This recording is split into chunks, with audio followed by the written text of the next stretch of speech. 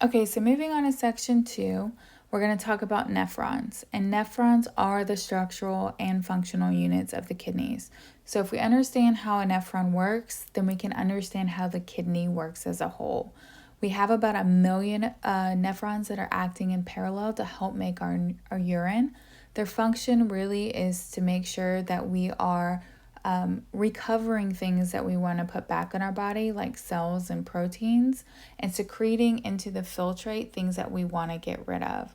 And as these nephrons process the filtrate, they're going to send the filtrate into collecting ducts, which is just going to end up sending the filtrate into our renal pelvis. So we have two main parts to a nephron. One is the renal corpuscle, which is located in the renal cortex, so the outer area of the kidney. And the other one is the renal tubule, which does begin at the cortex, is going to extend down into the medulla, and then go back to the cortex itself. So the renal corpuscle does have two main parts. We have a glomerulus and a glomerular capsule. The renal tubule is a series of tubings that we name based off of kind of location.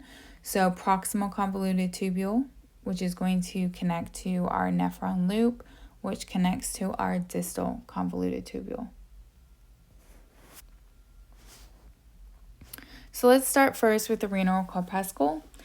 This is really just a ball or a tuft of capillaries, and these capillaries have pores in them. So we say it's fenestrated endothelium. And the purpose of these pores is to allow for efficient filtrate formation. So pretty much everything except for blood cells and proteins will get pushed into the glomerulus. The filtrate that it forms is going to be plasma-derived fluid that the renal tubules are going to process to help form the urine. The glomerular capsule, which is also referred to as the Bowman's capsule, is a cup-shaped hollow structure that surrounds the glomerulus, and it is continuous with the renal tubule. We have two main layers, a parietal layer and a visceral layer. The parietal layer is just simple squamous epithelium, and it helps with the structure, but not really with forming the filtrate. And then we have our visceral layer, which clings to the globular capillaries and contains special cells that we call podocytes. And these podocytes have extensions that terminate into what we call foot processes that help cling to the basement membrane. There's also slits that were between the foot processes of the podocytes, so we call those just filtration slits that help allow filtrate to pass into the capsular space. So I'll kind of just show you a picture to put together everything. So we have our two main parts. Here's our renal corpuscle. It's made up of or consists of the glomerular capsule. So the outer thing, this is the glomerular capsule, and the glomerulus, which is the ball of capillaries on the inside. Then we have our renal tubule system. So that is going to be this whole area. This is renal tubule. And our renal tubule consists of our proximal convoluted tubule, which is going to feed into our nephron loop, and eventually into our distal convoluted tubule, which is going to send the filtrate into this, which is our collecting duct. So the only thing I want to point out to you right here, here's our parietal layer that we talked about, which really doesn't do much other than to help with the structure. But when we're talking about our visceral layer, we have these specialized cells that we call podocytes. And the podocytes have these little foot processes right here. So where the foot processes aren't found, we have filtration slits. So there's little openings between all of these foot processes that allow the filtrate to come through, but kind of want to exclude certain things like proteins and cells. Also, we'll talk about it later, but depending on where we are in our renal tubule is going to depend on what kind of cells we have there.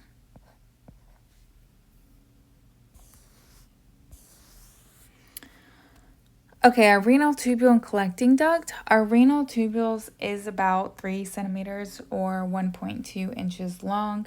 It consists of just a single layer of epithelial cells, but each region has its own histology and function. So the three major parts, or the three major tubings that make up the renal tubule, are the proximal convoluted tubule. It's called proximal because it's closest to the renal corpuscle, which is going to feed into the nephron loop and then eventually form our distal convoluted tubule. Distal meaning farther away from the renal corpuscle. And our distal convoluted tubule is going to drain into our collecting duct, like we saw on the previous page. So let's look a little bit at the cells that compose our renal tubule system. If we're in our proximal convoluted tubule, we have cuboidal cells shown in the image to the right. And these cuboidal cells are going to have dense microvilli at their surface that helps form what we refer to as a brush border. And the whole purpose, anytime you see microvilli, is to increase the surface area.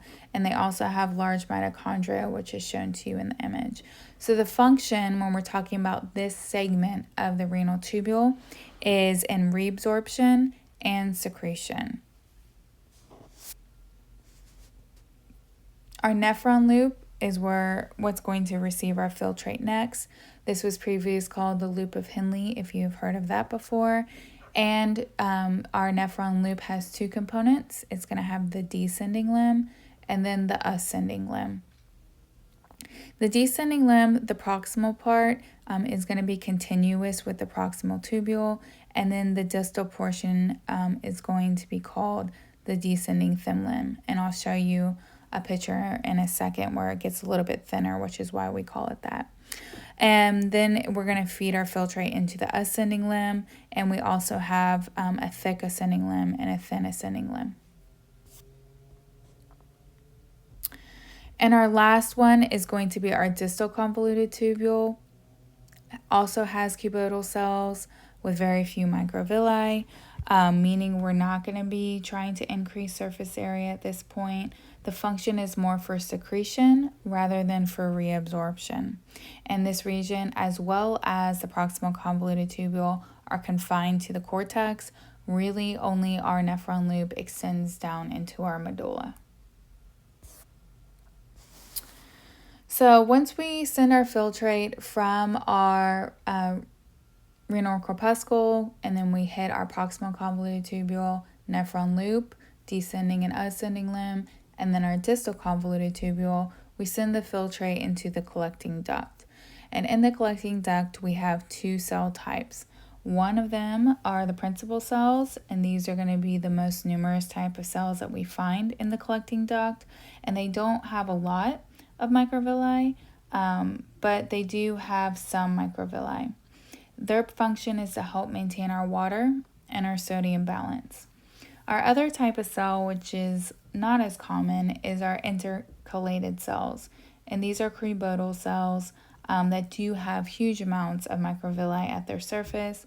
Anytime you have that microvilli, it's to help increase the surface area for reactions to occur. So we have two types of intercalated cells. We have A and B, and both of these are going to help maintain the acid-base balance of our blood. So what is the role of the collecting ducts? Really just to retrieve the filtrate from many nephrons. So we already looked at this picture before. So here's our renal corpuscle, composed of the capsule on the outside and the glomerulus, or ball of capillaries, in the center. Once we get the filtrate from our blood, we're going to send it out to our proximal convoluted tubule. Once we're done with our proximal convoluted tubule, the filtrate is going to enter into the nephron loop. The nephron loop has two limbs. So it's first going to go through the the descending loop, and then it's going to go through the ascending loop until it reaches the distal convoluted tubule. The filtrate is going to continue to flow through there and then empty into the collecting duct. So they're just showing you one nephron. This is one nephron that's emptying filtrate into collecting duct. but in reality, we have several nephrons emptying their filtrate into this same collecting duct. And these collecting ducts run through the medullary pyramids. So if you look at it on any model, or even histology-wise, the pyramids look striped, and the stripes are the result of these collecting ducts running through them. And the ducts are going to fuse together to deliver urine through the papillae of the pyramids, and eventually into the minor calyx, and then eventually into the major calyx, which is going to send the filtrate into the renal pelvis, and then to our ureters, and then our bladder, and then our urethra, and then out of our body. So we do have two types of nephrons. We have cortical nephrons and we have juxtamedullary nephrons.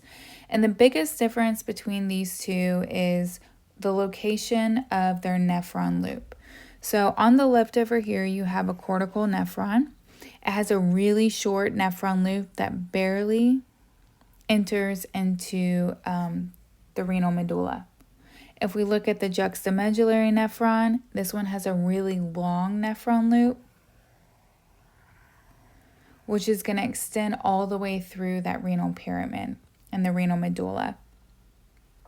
But most of our nephrons, about 85%, are going to be our cortical nephrons. Again, these are going to be primarily found in our cortex. And then we have the juxtamedullary nephrons, which are have components both in the cortex as well as in the medulla.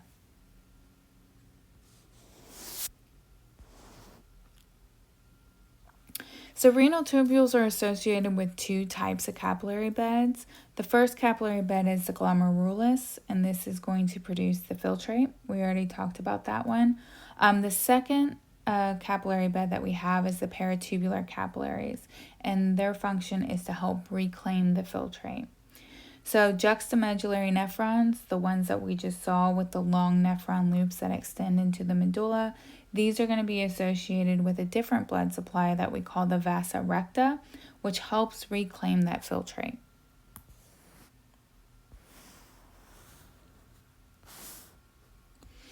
So capillaries are specialized for filtration. They are different from other capillary beds because they are fed and drained by an arteriole. And this is going to help maintain the high pressure in the glomerulus that is needed for filtration. So if we're talking about the afferent arteriole, this is the one that's going to be approaching the glomerulus, and the one that's exiting the glomerulus is the efferent arteriole. So afferent, regardless of what you're talking about, always means approaching something, and then efferent always means exiting something. So the afferent arteriole arises from the cortical radiate arteries that we mentioned previously, and then our efferent arteriole is going to feed into either the peritubular capillaries, if we're talking about a cortical nephron, or the vasa recta, if we're talking about the juxtamedullary nephrons. We have high blood pressure in the glomerulus for several reasons. One is that the afferent arterioles are larger in diameter than the efferent arterioles. Larger diameter means more blood flow and higher pressure. And the arterioles are high resistance vessels, so high pressure is needed for filtration. So this is just showing you an image of the peritubular capillaries. Again, these are the capillaries that are associated with cortical nephrons. And these are low pressure porous capillaries that are adapted for absorption of water and solutes. It reclaims from the filtrate, and they arise from efferent arterioles of the cortical nephrons. And remember, the efferent arterioles have high resistance, and they help cling to adjacent renal tubules in the cortex and eventually empty into venules. Our vasa recta is different because this one's going to be associated with the nephron loops of juxtamedullary nephrons, which extend deep into the medulla, and they arise from the efferent arterioles instead of the peritubular capillaries. And the function of the vasa recta is really in the formation of concentrated urine, plus helps pass oxygen and nutrients. So each neuron has one juxtaglomerular complex. We call the juxtaglomerular complex also JGC, and it involves portions of the distal convoluted tubule of the ascending limb of the nephron loop. Sometimes we have modified portions of afferent or even efferent arterioles, and they're also modified at their point of contact. Important in regulating the rate of filtrate formation as well as blood pressure. So when we're talking about the juxtaglomerular complex, or JGC, there are three important cell types that are there. The first one's going to be our macula densa. And this is a group of really tall, closely packed cells that can be found in the ascending limb of the nephron loop that lies adjacent to granular cells. And the macula densa cells are chemoreceptors. And these chemoreceptors help monitor our sodium chloride content of the filtrate that's entering the distal convoluted tubule. Our second cell type are granular cells. They're also called juxtaglomerular or JG cells, and these are found in the arteriolar walls.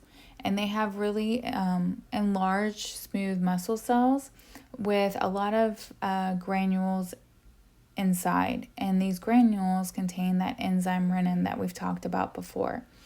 Granular cells also act as mechanoreceptors, so they can sense the blood pressure and the afferent arteriole.